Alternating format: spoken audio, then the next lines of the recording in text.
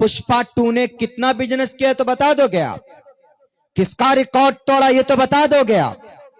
लेकिन आपको नहीं मालूम कि अल्लाह के नबी के दादा का नाम क्या है। अल्लाह के नबी का दादा का नाम अब्दुल मुत्तलिब, ओरिजिनल नाम यही है। ये नहीं है ओरिजिनल नाम। ओरिजिनल नाम आपके जिम्मे, आपके हवाले छोड़ता हूं। ये जितने भी सोशल मीडिया में बिजी रहते हैं हमारे नौजवानों, अल्लाह के नबी जनाब मोहम्मद रसूलुल्लाह के दादा का नाम ढूंढ कर लाना। कल ये जिम्मेदारी आपको दी जा रही है कि असल नाम क्या है। अब्दुल मुत्तलिब तो नहीं है, असल नाम नहीं है। उलमा जानते हैं ये मुस्तस्ना है।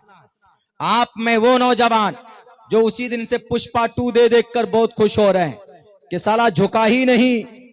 हमने यही आर्टिकल पढ़ा है आज, यही बोला कि इसी आर्टिकल, इसी डायलॉग से इस फिल्म ने सबका रिकॉर्ड तोड़ दिया।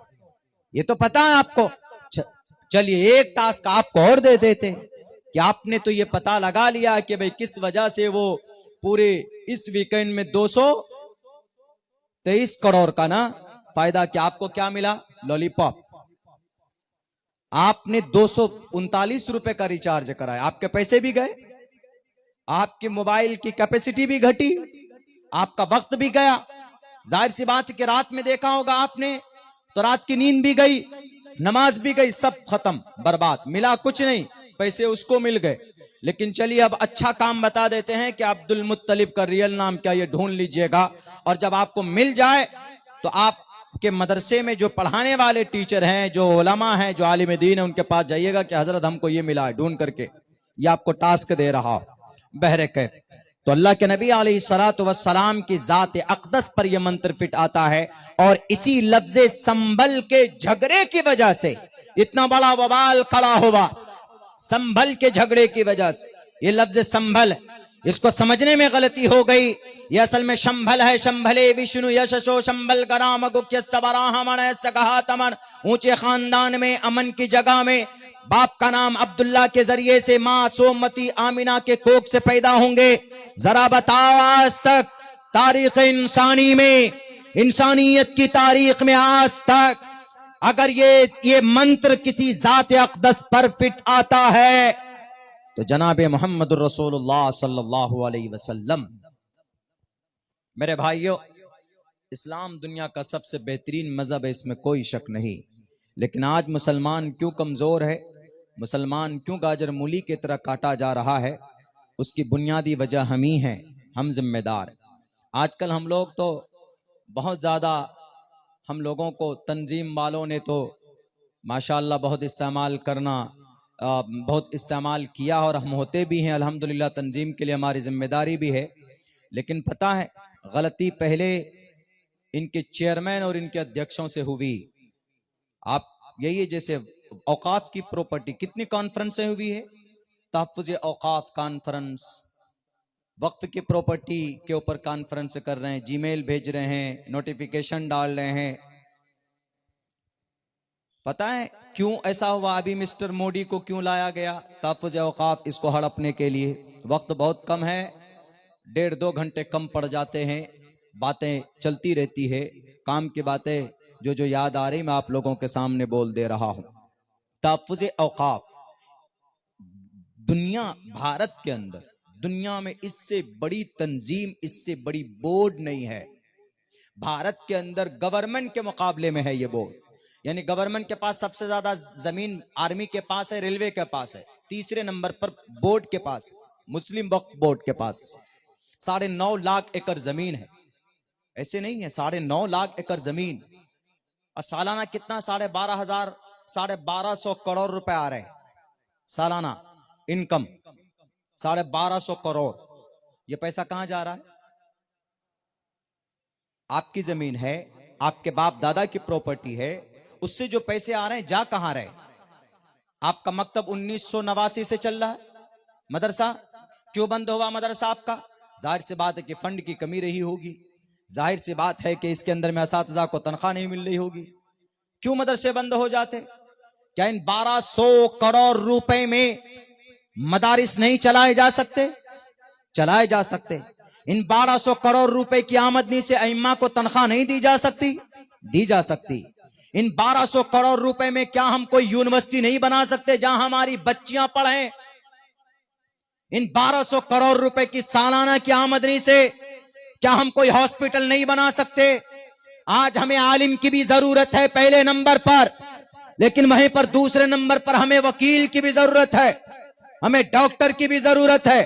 डॉक्टर बनने के लिए आपको नीट क्रैक करना होगा और नीट की तैयारी में 2 साल लगते हैं, और नीट भारत का दूसरा सबसे बड़ा एग्जाम होता है।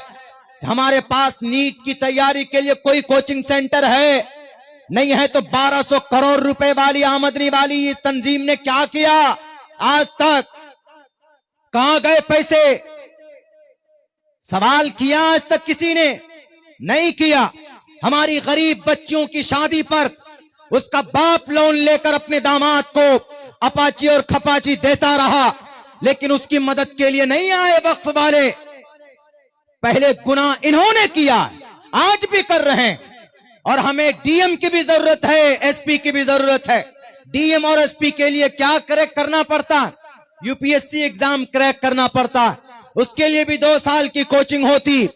हमारी इन तंजीमों और इन बोर्ड ने आज तक कोई इंस्टीट्यूट, आज तक कोई कोचिंग सेंटर बनाया जहां पर हमारे बच्चे यूपीएससी की तैयारी करें? क्यों नहीं बनाया? गुनाह है। डॉक्टरेट की तैयारी करवाना गुनाह है, यूनिवर्सिटी चलाना बनाना गुनाह है, और हम प्रोटेस्ट करते हैं कि हमारी बच्ची की बुर्के के साथ खिलवाड़ किया गया। तुम्हारे पास क्यों नहीं बच्चों की तालीम के लिए कोई बंदोबस्त है? तुम्हारे पास क्यों नहीं कोई तालीमी ढंग का निजाम है? पहले मुजरिम हम खुद हैं।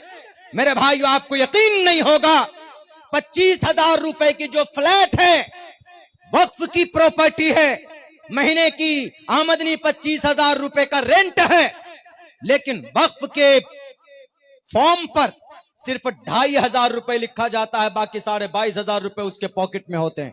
कौन है ये लूटने वाला? टोपी और दाढ़ी वाला हमारे चेयरमैन है ना। चेयरमैन तो कोई और था नहीं, हमारे ही लोग थे, सदियों से बैठे हुए इस पर। इसीलिए इस उम्मत की कमर अगर किसी ने तोड़ी है तो हमारे लोगों ने खुद से तोड़ी। और आज अब जब गले पे आ पड़ी तो चलो जीमेल करो और कानून के सामने खड़े हो, तो अब भी अब्दुल्ला एक रास्ता बताता है। आपके इसको रोकने के लिए ज्यादा हाथ पैर मारने की जरूरत नहीं, जीमेल से कुछ नहीं होगा। लिख लीजिए, आपने 6 लाख जीमेल पहुंचाए, वहां पर 10 लाख जीमेल आरएसएस वाला पहले से ट्रांसफर किया हुआ है। आपको क्या करना है? आपको सिर्फ ये करना है कि जिनको हम सेक्युलर मानते हैं उन पार्टियों की अक्सरियत राज्यसभा में है, उनको मजबूर करें कि हमने आपको वोट दिया है, हमारी आज प्रॉपर्टी खतरे में है, आप राज्यसभा में अक्सरियत में है। मोहतरम गांधी साहब और मोहतरम बिहार के नीतीश जी, चंद्रबाबू नायडू, खुले लफ्जों में ये सियासी बात नहीं बल्कि एक रास्ता, एक उपाय बता रहा हूं। इसको आप लोग ये नहीं लीजिएगा कि मौलाना जलसा तो था तालीम का, तरबियत का, ये सारी चीजें उसी की निस्बत पे है। जब हम पढ़े लिखे होंगे तो हमें पता होगा कि हमको कहां पर कार्रवाई करने की जरूरत है, तो हमें वहां पर उन लोगों को मजबूर करने की जरूरत है। लोकसभा में हैं वो लोग, अक्सरियत में फिरके बातिला के लोग, जो इस देश को तरक्की में नहीं देखना चाहते, लेकिन राज्यसभा में आप ज्यादा तादाद में है, आप उसको फोर्स कीजिए तो इंशाअल्लाह ये बिल वहां पर पास होने से रुकेगा। खैर, चलिए आगे बढ़ते हैं, एक कदम और आगे बढ़ जाते हैं। इस उम्मत को, हम मुसलमानों को यकीनन हमारे लोगों ने कमजोर किया है। एक छोटी सी ताजा, जो अभी आप लोगों को शायद मालूम भी नहीं होगा, मेरे पास मजबूरी यही रहती कि जब अच्छा वक्त आता है बोलने का तो मेरे पास वक्त ही नहीं होता, क्योंकि कल प्रोग्राम हमें कनेक्ट करना है महाराष्ट्र का। यहाँ से हम कलकत्ता जाएंगे, वहां से फ्लाइट लेंगे 1:30 बजे, उसके बाद कल वहां पहुंचना। आपकी दुआ रही तो इंशाअल्लाह सही सलामत पहुंचूंगा। एक वाकया आपको बता देता हूँ, हमारा अकीदा कहाँ से जुड़ा हुआ है? हमारा अकीदा काबतुल्लाह से जुड़ा हुआ है। पता है काबतुल्लाह में अभी कुछ दिनों पहले क्या हुआ है? काबतुल्लाह के पिक्चर के साथ क्या हुआ है, उसके फोटो के साथ क्या हुआ है, शायद आपको मालूम नहीं है। उसके फोटो का ढांचा बनाकर सऊदी अरब के बादशाह ने यह कहा है सऊदी अरब की राजधानी रियाज में, वहां पर एक 250 लोगों को, कौन, गाने वालों को बुलाया, गाने वालों को बुलाया गया और यूं कहा गया गाइए, परफॉर्मेंस दिखाइए, 8-8 करोड़ रुपए लेकर। कम बखत जालिम गजा पट्टी में 17,500 मासूम बच्चे शहीद कर दिए गए। मुल्क शाम के अंदर जो आज हरकत के अंदर है, 8.5 लाख लोग वहां पर, 5.5 लाख शहीद हुए, 3-3.5 लाख लोग बेघर हुए। वहां पर कोई मदद नहीं पहुंचा सके और 8 करोड़ रुपए गाना गाने वालों के लिए है इनके पास पैसा, वहां के फरमारवा के पास। वो तो छोड़िए, जो कुछ भी किया तुमने किया, लेकिन काबतुल्लाह की छत पर उसकी एक तस्वीर बनाई गई, 3D पिक्चर बनाई गई। 3D के अंदर दिखाया गया कि काबतुल्लाह के छत के ऊपर एक लेडी सिंगर है जो अमेरिका की है, USA की है, और वो गाना गा रही है माइक लेकर, और पूरा वहां परफॉर्मेंस किया गया।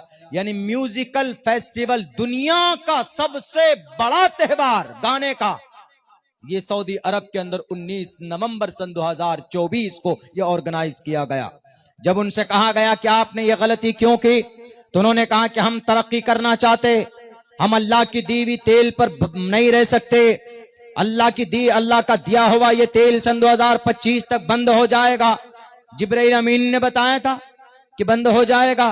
अरे जो अल्लाह देता हुआ आया, जिस अल्लाह ने तुम्हें तरक्की दी, जिस अल्लाह ने तुम्हें काबतुल्लाह दिया, जिस अल्लाह ने मस्जिद हराम दिया, मस्जिद नबवी दी, जिस अल्लाह तबारक व ताला ने, तुम गरीब थे, निहत्थे थे, तुम भूखे थे, मुल्क शाम तिजारत के लिए जाते थे, अल्लाह ने तुमको सोना निकाल कर दिया, चांदी निकाल कर दिया, लेकिन आज नाशुक्री करते हो और उसी बैतुल्लाह की बेहुरमती करते हो, कुरान करीम की खिलाफ वर्जी करते हो। वमिनन्नास मन यश्तरी लहवल हदीस, लहवल हदीस से मुराद गाना है।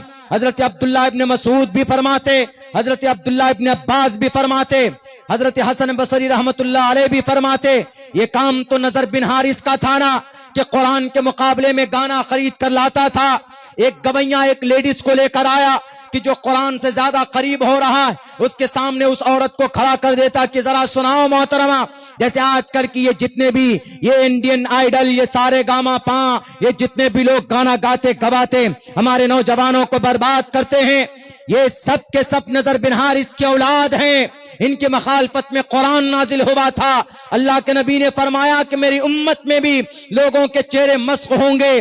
किसी ने पूछा कि अल्लाह के नबी वो मुसलमान नहीं होंगे? तो सहाबी ने जब पूछा तो अल्लाह के नबी ने कहा कि वो मुसलमान भी होंगे, वो रोजे भी रखेंगे, लेकिन शराब के आदी होंगे, लड़कियों के शौकीन होंगे, गाने बजाने वाले होंगे, गाने बजाने वाली औरत के शौकीन होंगे, और रातों को जब वो लोग ये शौक पूरा करेंगे तो सुबह उनके चेहरे मस्क हो चुके होंगे।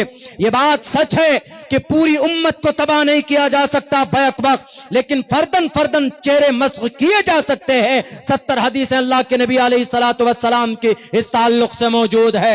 मेरे उम्मत के लोगों, मेरे नौजवानों, इसलिए गुनाह से दूर रहो और गाने से खुसूसन दूर रहो। वहां पर काबतुल्लाह अगर पेश इमाम में सजदे की जगह पर काबतुल्लाह की तस्वीर बनी होती है तो हम वहां कदम नहीं रखते, इतना एहतराम करते, और तुम गाना और डीजे और डांस करवाते हो। 57 ममालिक हैं मानता, लेकिन सब के सब गुलाम हैं इन यहूदियों के, सब के सब गुलाम हैं इसराइल के। नोट की गड्डियां लिए हुए और उनके कठपुतली बने बैठे। मेरे भाइयों, मैं बोल रहा हूं, चूंकि मेरे पास ये सारी चीजें आई तो मैं उस फरीजे को अदा कर रहा हूं जो कि अल्लाह के नबी अलैहिस्सलातु वस्सलाम ने अपने हदीस के अंदर बयान फरमाया है। मन रआ मिनकुम मुनकरन फल्युगय्यिरहु बियदिही फइल्लम यस्तती फबिलिसानी फइल्लम यस्तती फबिक़ल्बी वज़ालिका ज़अफ़ुल ईमान। आपकी भी जिम्मेदारी बनती है, अगर समाज के अंदर कोई बुराई देखते हैं, अगर कोई अपने अकीदे को छोड़कर शकीलियत को भी इख्तियार करता है। अभी बताया मौलाना ने कि यहाँ पर दीन से इर्तिदाद भी बहुत ज़्यादा है, हमारे मुसलमान लोग फितने शकीलियत की तरफ जा रहे हैं। एक बात याद रख लो, अगर आपने अपने ईमान का सौदा किया, या अय्युहल्लज़ीना आमनू मन यर्तद्द मिनकुम अन दीनिही, तो मेरे भाई फयमुत व हुवा काफिरुन फउलाइका हबितत आमालुहुम, तो आपके लिए हमेशा के लिए जहन्नम है और रुसवाई।